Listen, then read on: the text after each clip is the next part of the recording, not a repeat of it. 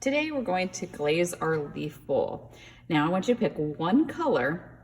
That is going to be your leaf color. And you're going to go to that table first. And I'm at orange right now. And I'm going to take the glaze, and I'm not going to paint the insects, and I'm not going to paint the bottom. I'm going to paint the edge of the leaf and the leaf. So put a nice coat of glaze. Now I'm going to get really close to my spider. Now I do go over the legs. The legs will show up because we dug them into the clay. And you paint the whole thing with the same color. Again, I have to be really careful around that little guy. Now I have trouble getting in some of the areas there, so I take my brush with glaze on it and I stab it in, and then I can brush it out. Sometimes the clay ends up being really rough. Now, I'm gonna also turn it and do the edge. This is where it gets really rough, so I do have to stab it in. Again, the bottom we don't do, because if we do the bottom, it might stick to the kiln. So we do not do that. And we continue to paint the entire leaf.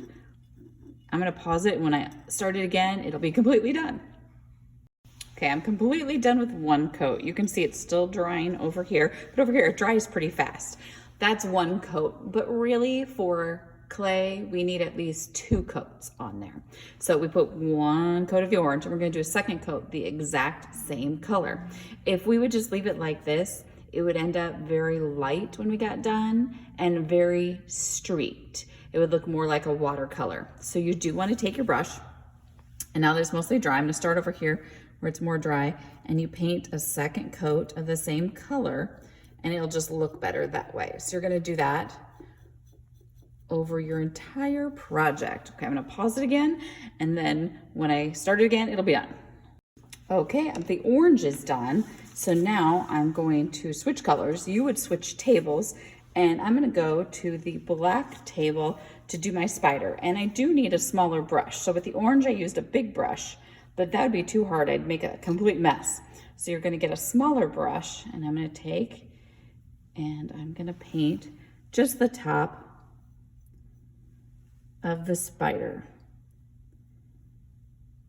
And if I wanted to do the caterpillar black, I could.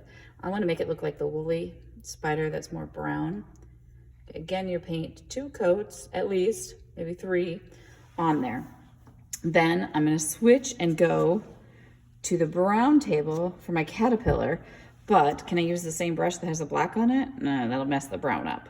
So I'm going to wash. You'll probably switch brushes. Dry, and I'm gonna take this brown and I'm gonna paint. I got a little bit orange on the caterpillar. I'm gonna make sure I cover that up. Luckily, brown's a darker color.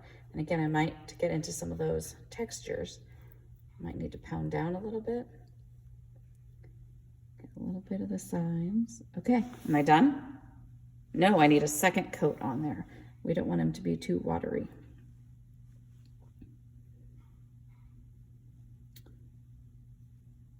There you go. Now we are done painting our leaf.